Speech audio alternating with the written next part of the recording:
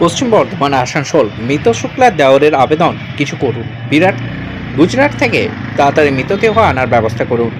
অনেক দেরি হয়ে গেছে। গুজরাট সোমনাথ মন্দির দর্শনে গিয়েছিলেন আসানসোলের শুক্লা চ্যাটার্জি ও তার স্বামী মানবেন্দ্র চ্যাটার্জি সহ আরও 4 জন আত্মীয়।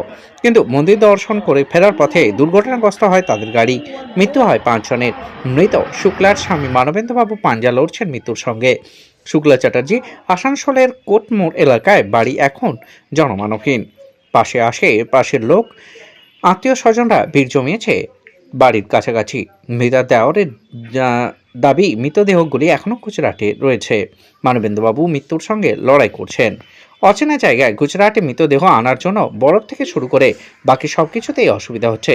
স্থানীয় শাসক দলের মাধ্যমে আবেদন জানান, দেহ আনার যদি সুবন্দোবস্ত করা যায় তাড়াতাড়ি। যদিও বাড়ির লোক পৌঁছেছে গুজরাটে। ঘটনার খবর পেয়ে ঘটনাস্থলে পৌঁছেছে স্থানীয় কাউন্সিলর মৌমিতা বিশ্বাস।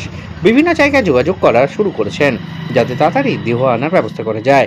এখন দেখার কতক্ষণে দেহ আসে আর কতক্ষণে মানবেন্দ্রবাবু সুস্থ হয়ে ফেরেন। নিজস্ব প্রতিনিধি আপডেট মাস্কুরা নিউজের জন্য।